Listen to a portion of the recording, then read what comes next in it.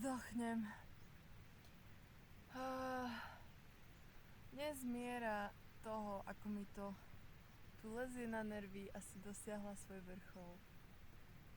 Teda ešte neprišiel zajtrajšok. A už mám pocit, že mi proste pokulháva oko, že mám tik v oku, alebo čo. Neviem. Je 21. augusta a začínam odrátavať dni, kedy sadnem na vlak a pôjdem smer Brno alebo smer domov. Ako by som to zhrnula? Neviem, možno to je z veľkej časti aj predmenštruačným syndromom. Kedy by som každého, kto sa ma dotkne, narazí do mňa alebo bude na mňa vyvíjať nejaký nátlak, tak by som ho najradšej zničila. Akože by som mu buchla, takto, nezničila. No. Dnes pracujem 5. deň a s vysokou pravdepodobnosťou budem pracovať aj 6. deň zajtra. A akoby už meliem z posledného. Som hrozne unavená.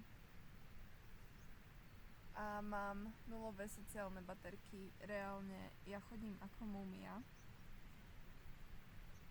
Sa ma pýtajú, že či sa dačo deje, ale nič sa nedieje, len som proste unavená a dajte mi sakra voľno. Takže tak. A včera som poprvýkrát mala bolesť srdca za domovom, pretože môj tatko mal 50 rokov a sestra mi poslala fotku, ako sú na večeri spolu. A keď som to videla, tak fakt ma bolelo srdce.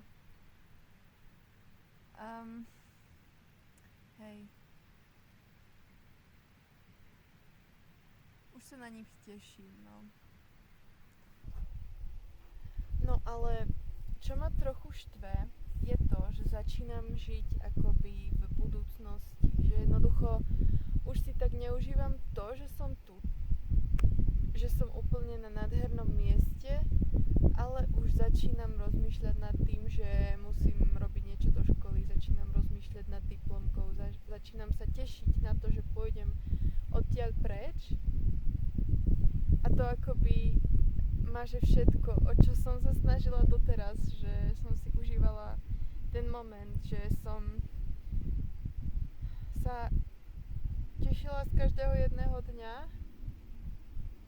A teraz začínam byť akoby sklamaná z toho, že ešte tu musím byť a už začínam odpočítavať tie dni, už si predstavujem to, ako budem v Brne, ako budem sa snažiť zdravšie žiť, ako budem niečo tvoriť, ako budem mať priestor pre seba. A pritom moje predstavy sa nakoniec vôbec nebudú zhodovať s skutočnosťou, takže v podstate sa ochudobňujem o ten prítomný nejaký okamih a o krásu toho prítomného okamihu a žijem v predstavách, ktoré sa v podstate nikdy neuskutočnia pravdepodobne, lebo už som si naplánovala, koľko kníh a aké knihy budem čítať, pretože tu sa mi nepodarilo prečítať nič. A pravdepodobne sa mi ani nepodarí, keď pôjdem do Brna, pretože budem písať diplomku, budem robiť iné veci. Budem sa snažiť hľadať si prácu v Brne a tak.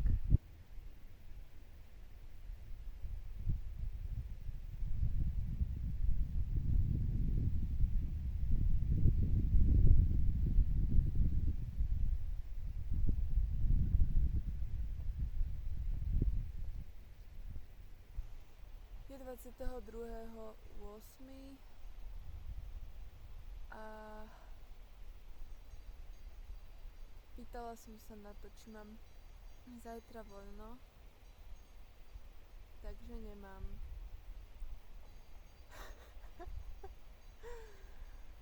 Pretože moja kolegyňa, tá moja spolubývajúca, jej sa tiež vyhádzali ruky, ale má to oveľa horšie, má to na tejto časti ruky a musí ísť zajtra k lekárovi. Takže 7. deň. Ale jediná vec, čo ma drží nad vodou, je fakt, že budem mať 2 dni voľna. Budú zaslúžené.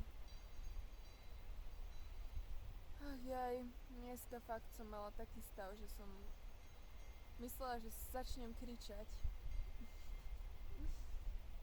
Ale potom to prešlo a bol to nakoniec celkom fajn deň.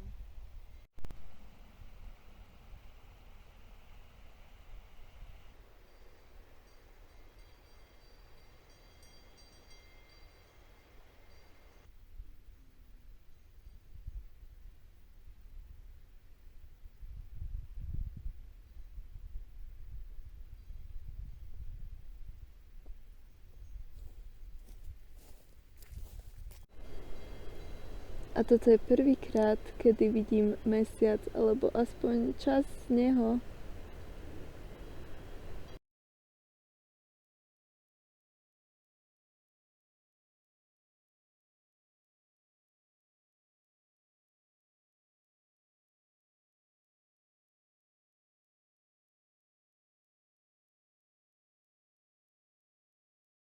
Vonku je znova éra chladu a dažďa.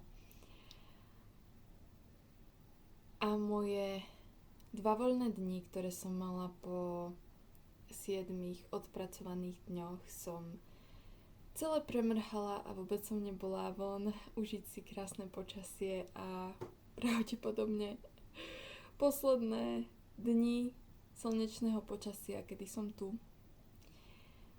To mi je trochu ľúto, pretože moja produktivita bola dosť biedna počas týchto 2 dní, ale po tých 7 odpracovaných dňoch ja som bola totálne mŕtva a